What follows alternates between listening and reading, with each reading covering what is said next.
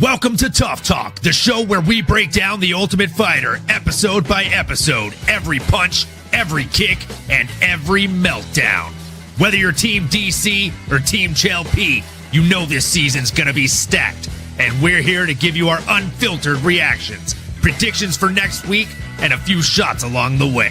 So grab your favorite drink, lock in for the ride, and let's talk tough, because this is TUF Talk, where the fights are fierce, the takes hit harder than a knockout punch, and the conversation never pulls guard.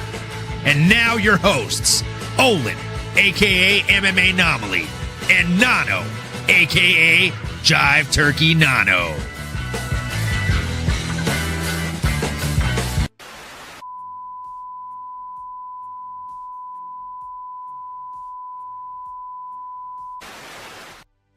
What is up, fight fans? Welcome back to another episode of TUF Talk, where we recap TUF, the Ultimate Fighter 33. As you may have noticed, though, it's not Jive Turkey Nano rocking with me. That's right, folks. If you were here earlier today, you saw that we already got a hefty helping of the Turkey Man himself. So instead, we've traded up, and we got the one, the only, the often imitated but never duplicated, Miss Mary 616. How you doing, Miss Mary? Pretty good, pretty good. Happy to be here. Definitely not Nano, but I'll try my best. Don't count yourself out, and don't sell yourself short. I'm sure the people are going to love you. We've already got crossover in the chat, folks. Do me a huge favor. This guy is an absolute legend. If you haven't already gone over to Crossover MMA's channel and smashed that like button, smash that subscribe button, and make sure you smash that bell for notifications so you know when he's doing a random live or a not so random live. For example, he does a live every Tuesday during the TUF episode and gives you the live play-by-play reactions. And there's also a lot of random shenanigans in the chat that he gets up to, which is a lot of fun, folks. So do yourself a huge favor. Go on over there, subscribe to that man's channel, and show him some love, folks. And with that, we have to jump on into this episode of TUF, folks. I thought this was an absolute banger. In this one, we had Alex Sanchez of Team DC fighting out of Mexico, coming in against the US of A's very own Matt Dixon on Team CHLP Sonnen. Now, Matt Dixon competed on the Dana White's Contender Series previously, gassed out and lost his fight. So this is a bit of a redemption story for him, right? Like, from the opening of the episode, what were your thoughts as you wrestle with the cat in your lap? Yeah, it's going to be impossible. I've been trying to keep her off my lap, but it's going to happen. So Princess Pippa will be making an appearance on this episode as well. I'll be honest, when we were watching it, and it was Cross, we were watching Cross at the same time, and Cross had the pull up of who we were going to pick. Right away, I went with Dixon. And that's exactly who I thought was going to win at the very end. But then when we started to see Sanchez striking with DC and the other coaches, that was when I was like, maybe I made a mistake here. Yeah, I mean, he looked really sharp on the pads, but there was something I noticed in all of the clips that they showed of him training. Even though his hands looked really crispy on the pads, he was standing flat-footed that entire time, which is just a telltale sign that you're not going to do so great in a fight, right? If you're standing flat-footed, you're not going to be able to get off the center line. You're not going to be able to keep out of way and be evasive, and you're also not going to be able to twitch react nearly as fast as you would if you're planting on the balls of your feet, right? So again, there were a couple telltale signs that maybe he was in out of his depth there. And that's why, again, same as you, as soon as we entered Crossover's chat, I saw that he had the poll going, who's going to win, Alex Sanchez or Team DC or Team CHLP. I instantly went Team CHLP, man. It had to be Matt Dixon. I thought he looked better. He looked sharper. He looked crispier. And speaking of crispy, how we doing, Capitan Rafucho? What up, Capitan Raf? Hope you're having a great night. Hope you enjoyed that fantastic episode. Good God Almighty, did Nano make the transition? Last time I was here, your co-host was a male named Emiliano. When did he transition into Mary? What did I miss, Olin? You look great, Mary. Honestly, best surgeon in the biz made that transition. No, this is one of my favorite people in the world, Miss Mary. She puts up with me more often than I think anybody else in the world has to. So she deserves a Medal of Honor, and she was happy enough to, or I should say, brave enough and willing enough to hop on. Because, Nano had dinner duties tonight. So here we are. I'm the sub. I'm the sub tonight. She said, put me in, coach. And here we are. So, Really quick. Yeah. We were talking about Sanchez. You're saying he's flat-footed. Okay. I'm be completely honest. I did not pick up on that. I would say that while I was with you, with Dixon looked amazing, right? When we watched Sanchez, I thought he looked really clean, really calm. He looked great. And I actually thought, like, my note was like, he looked like a professional. He did actually look like a professional fighter.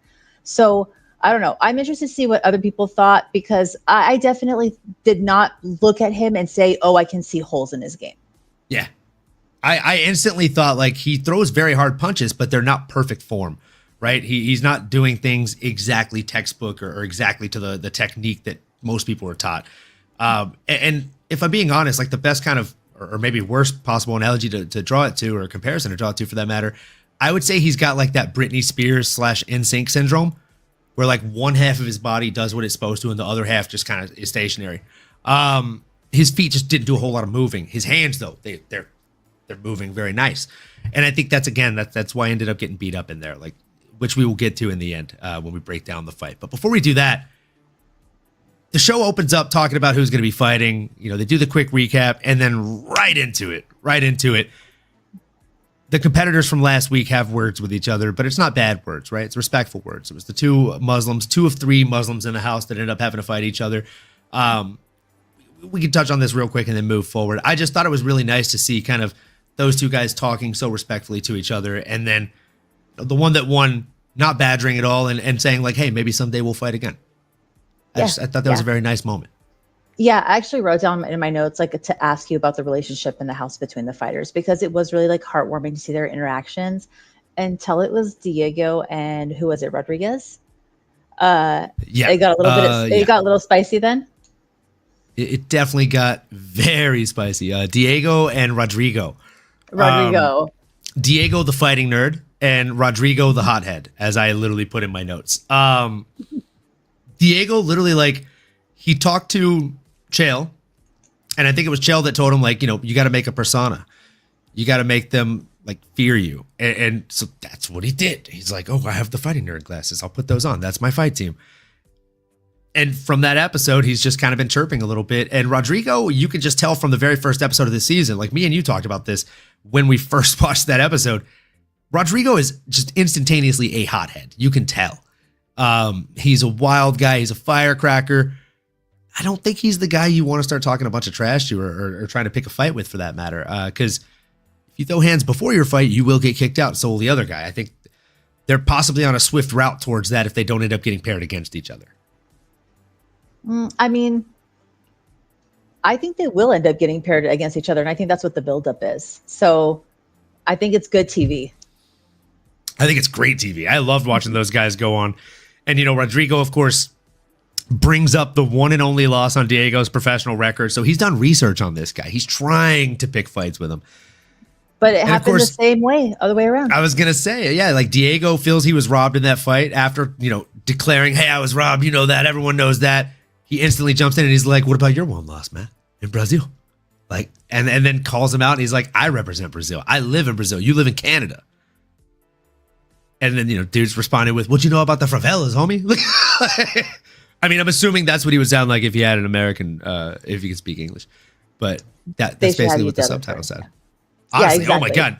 Sign me up, guys. I would do some funny ass dubbing for you guys for certain. You're actually really good at accents. Oh, thank you, baby. I appreciate that. So, yeah, I mean, these guys were chirping and chomping at the bit, and I think you're right. Mary. I think if we're lucky, this will be the fight that gets made because it has fireworks written all over it. And yeah, crossover. Miss Mary is in the building. What's up? Hi, Ross. What's happening here? All right, XO. Hope you're having a great night, my friend. So moving forward, we had after that segment, season 18 and 20 competitors, Thug, Rose Namajunas, and Raquel Rocky Pennington come in to guest coach one of the teams. What were your thoughts on those guys coming in and ultimately just shedding knowledge and light on these fighters since they've actually done this before? So remind me, because I know we've watched these seasons prior. Have they always had this many fighters come in? Like, I feel like they have had a great cast, like 2 every episode. Thanks, Ross. I appreciate that, brother. And yeah, we have never seen this many guest coaches come in, ever. Like, genuinely, I think the most I've ever seen is maybe one or two. I think like the biggest guest coach I've ever seen was, gosh, back in Kelvin Gastelum and Uriah Hall's season, where John Jones and Chael Sonnen were coaches. Chael Sonnen told Kelvin Gastelum if he wins, he'd get his favorite fighter to come and say hello to him. And it wasn't even like a training session. Just like Ronda Rousey, I think, called him and said hello, like, and congrats on the win. So yeah, this is definitely one of the biggest, or definitely the biggest showing of guest coaches, and I'm a big fan of it so far. Yeah, and I mean, you've got two champs in there with them. The fighters have to be excited. It's I think for both sides, it's got to be fun and exciting to be in there together. So yeah, awesome to see. 100% awesome to see. And I think my favorite moment of that whole segment was the very end when Thug Rose is about to leave and she says, "You guys are the best. Remember that." Yeah. Because every time she walks out to fight, she says, "I'm the best. I'm the best. I'm the best." Yeah. So like, yeah, again, that was a really literally good just moment. full circle, giving it back, like things you love to see. Yeah. Speaking of things you love to see, Lazy Bet, my guy. Welcome to the chat, my friend. We love seeing you here.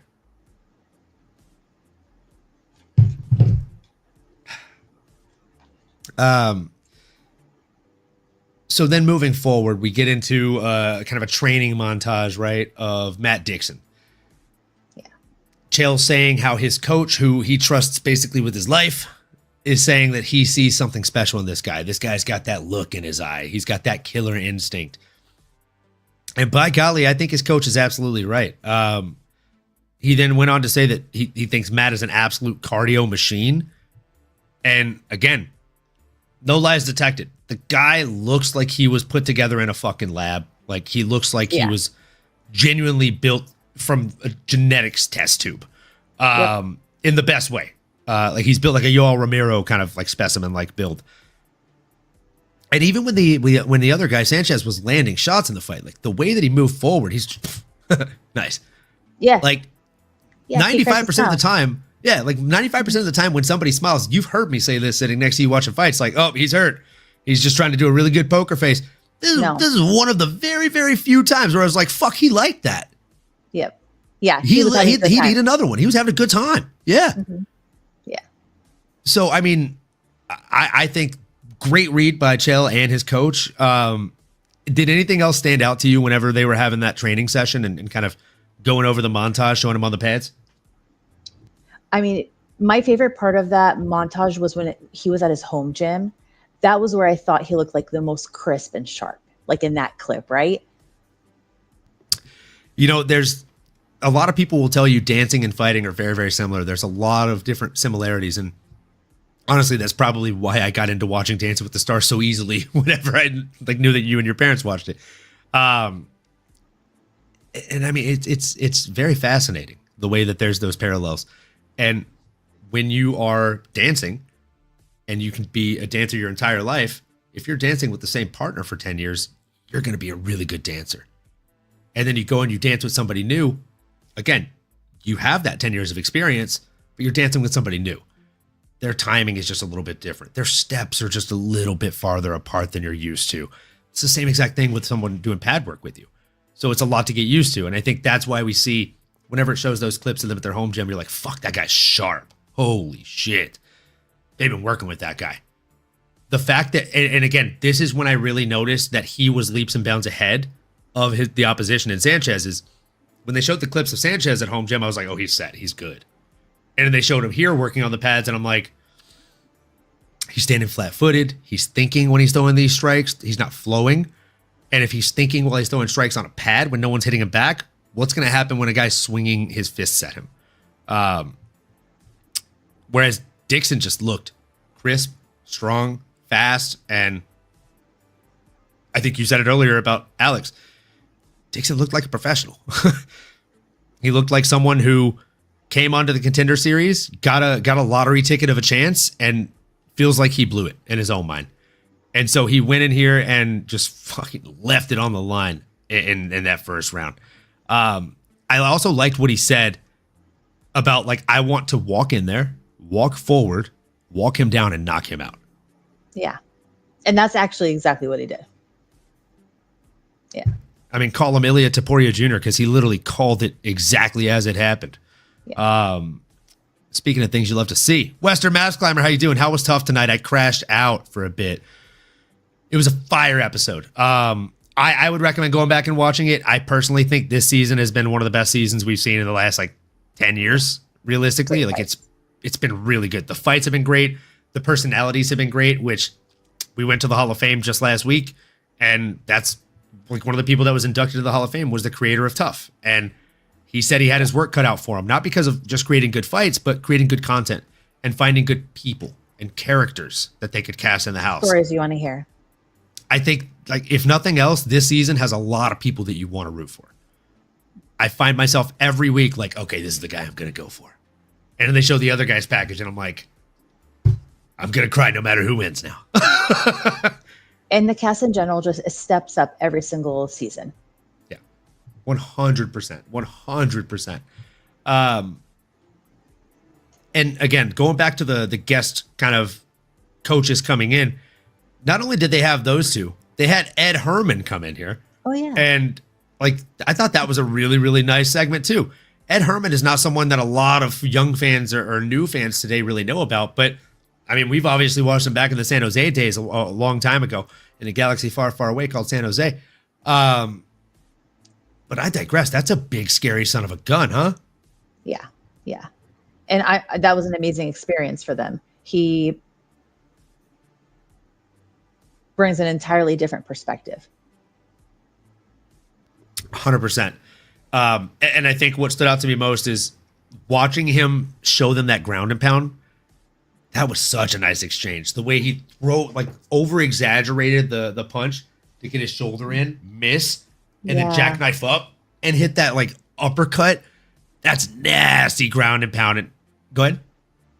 Now I remember that exact moment. That was the most excited you were in this entire episode, actually, because you learned something. Stop. You're not wrong though.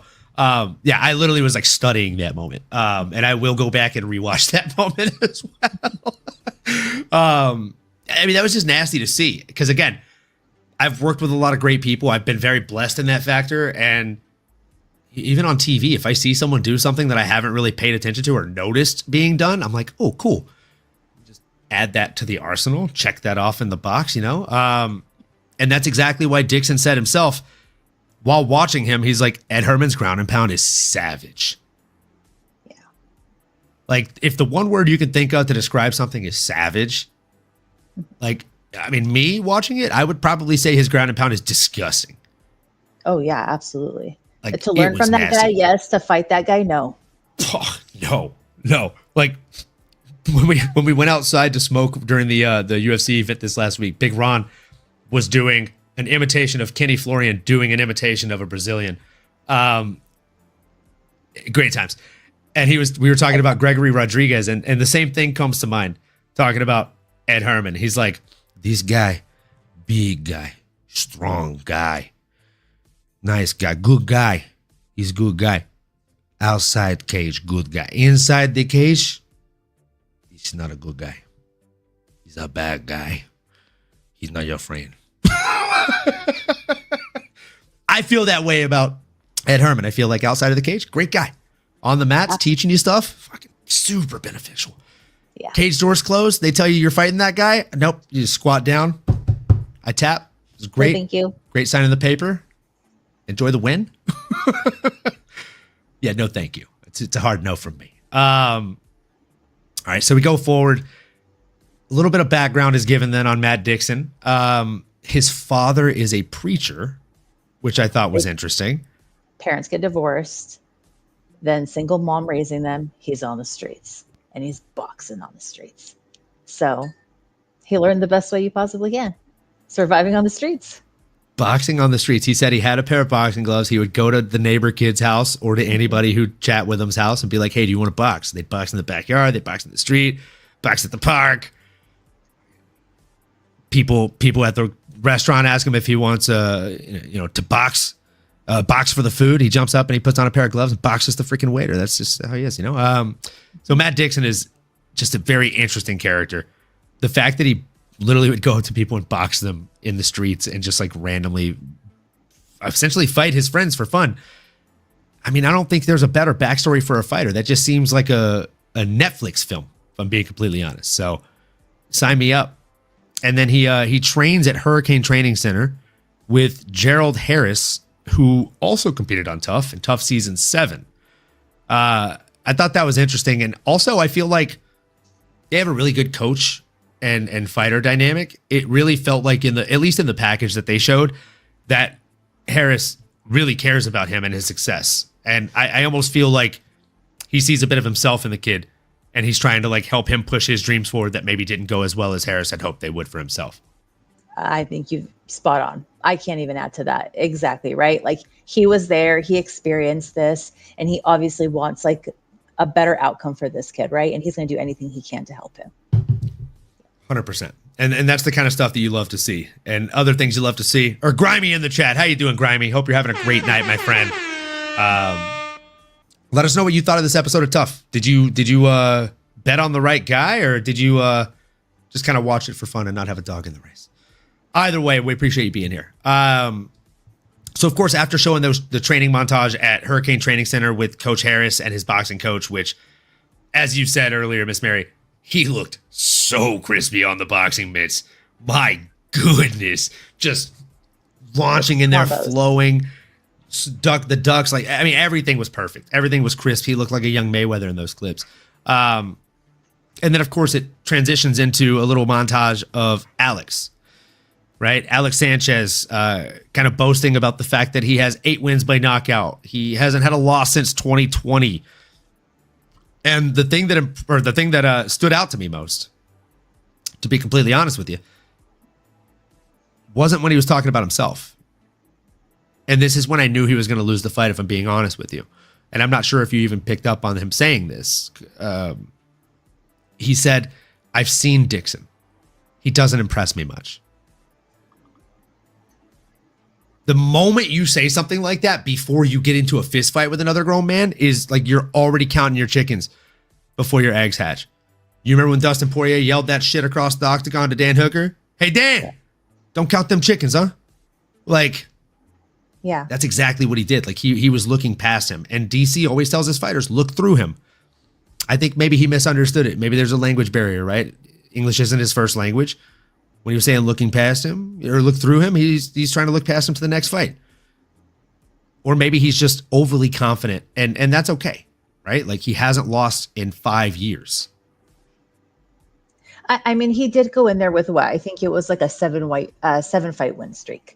So when you're on that kind of high, I do feel like this type of thing may happen, right? Like, you're so used to winning that you forget what losing feels like. So maybe he did discount his partner. I don't know. I didn't necessarily feel like he discounted him, but he did go in there feeling confident.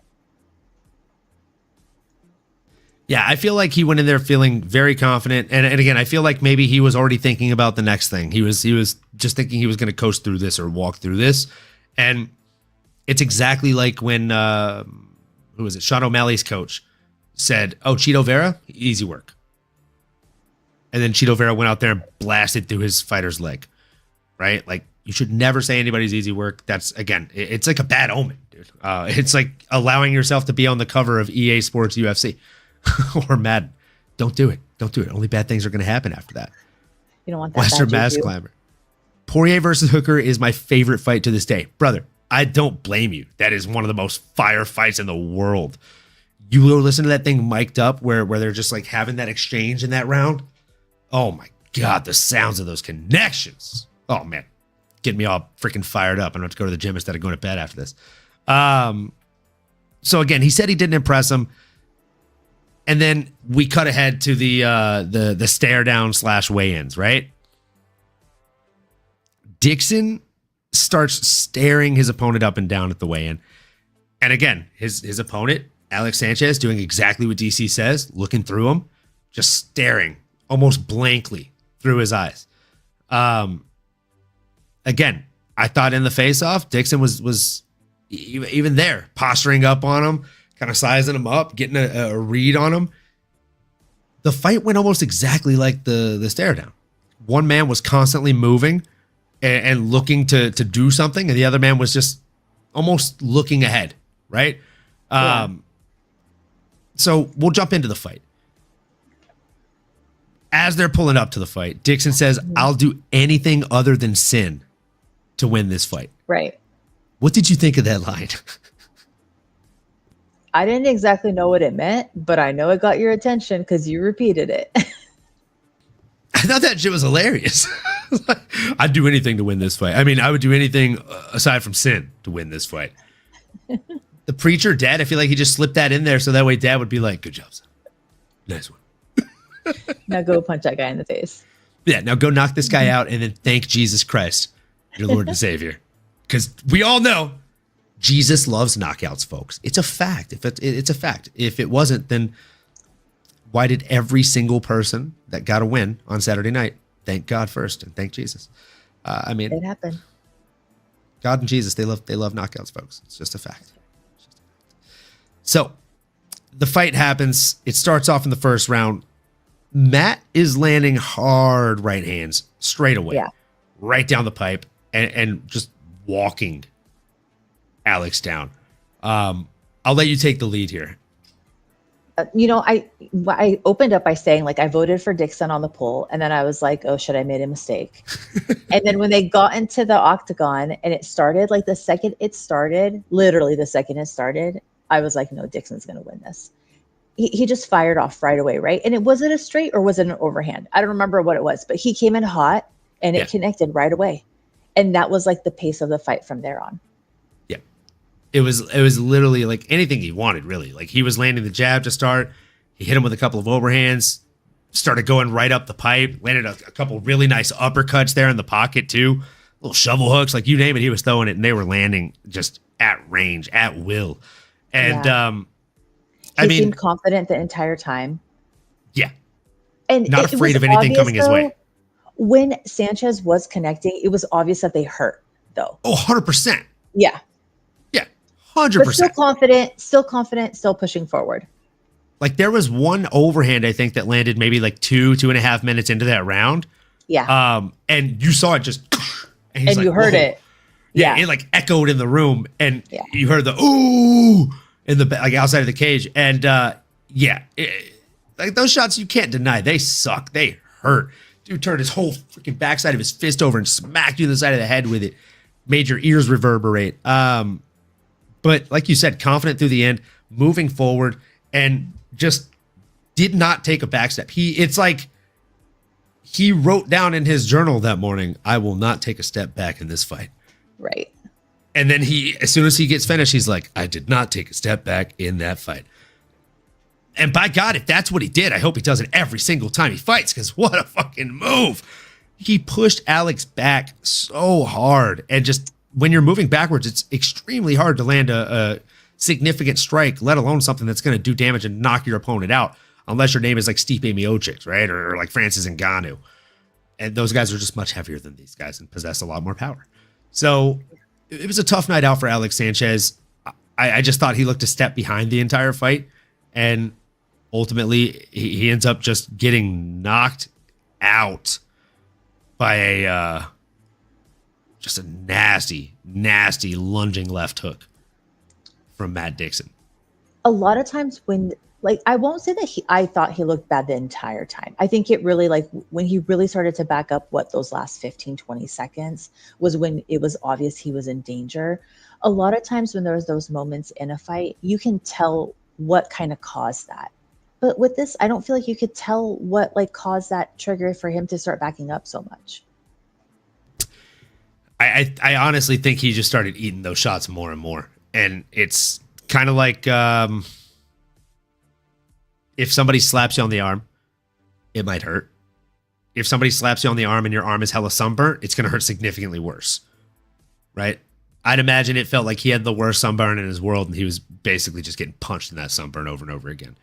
And that's what happens as those strikes build up and build up and build up.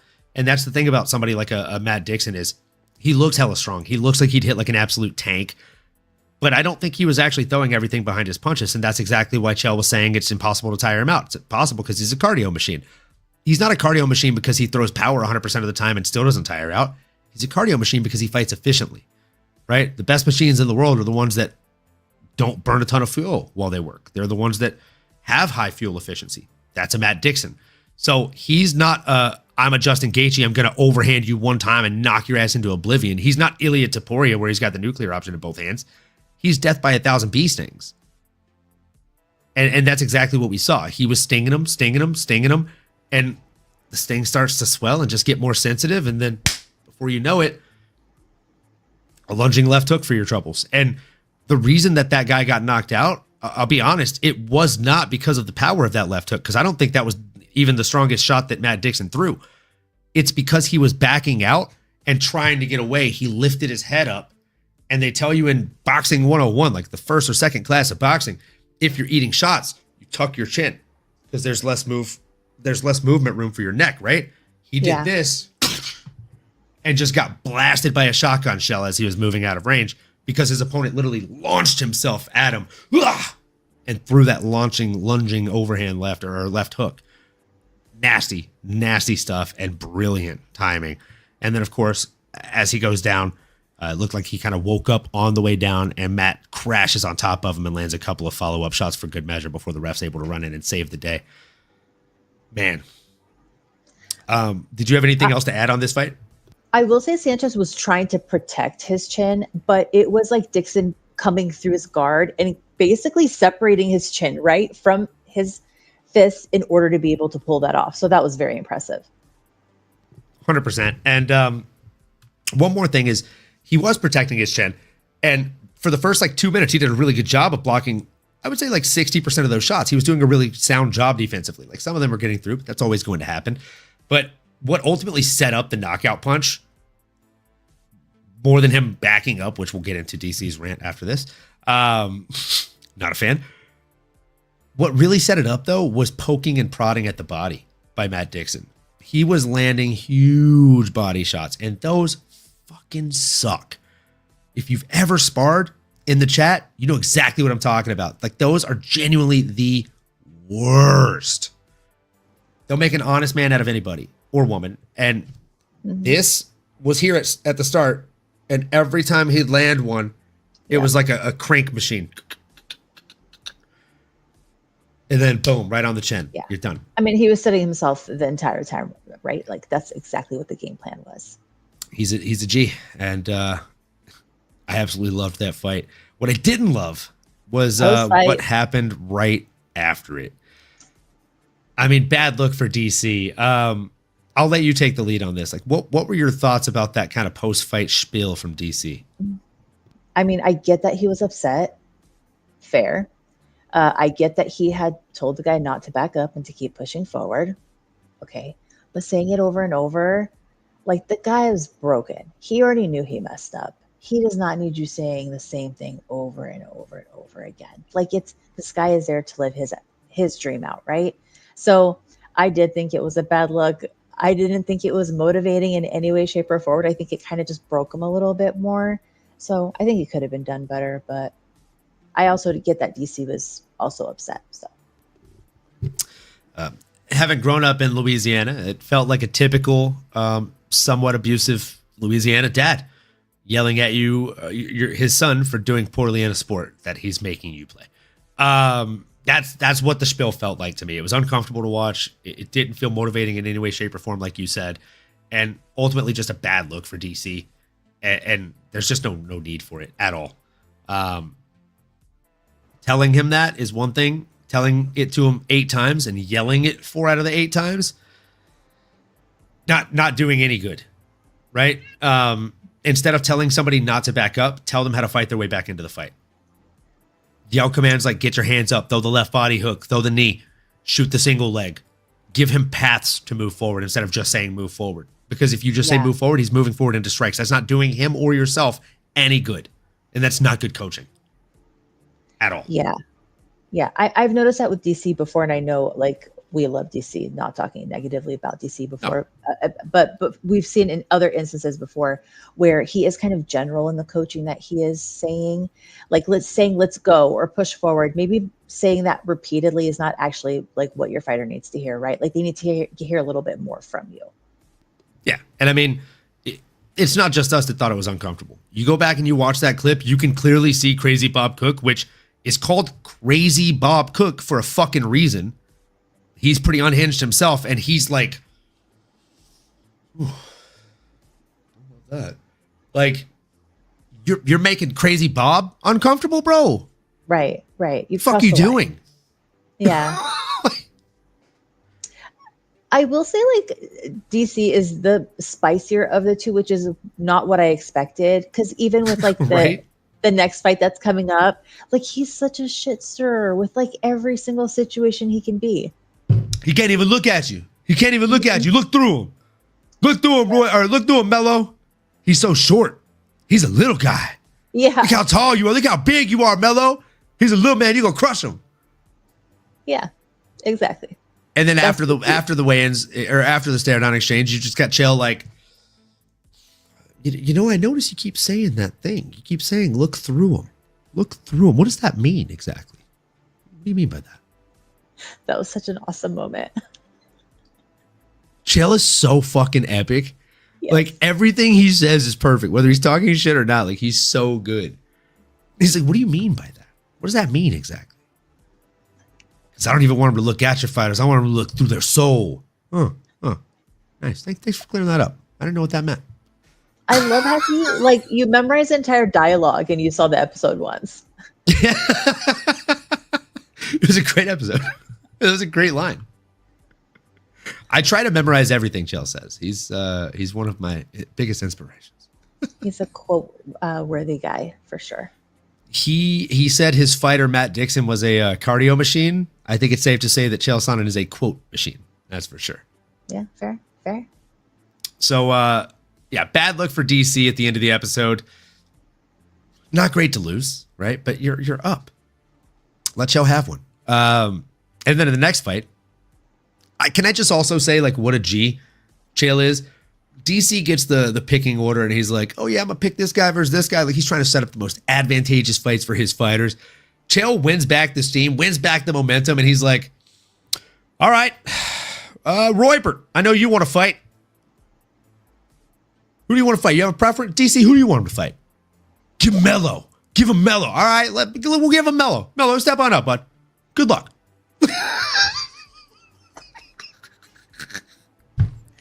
He's way more chill than I expected him to be. He's so funny to me, dude. He's like, he's just so classy. He's amazing TV. He is literally a character. Yes, he is. And also, how is he in better shape currently on TUF than he was for his entire Bellator run? I don't understand it. I mean, what did he say while we were at International Fight Week for UFC X? DC said, you're looking a little juiced. And he said, I got more juice in me than a Tropicana factory.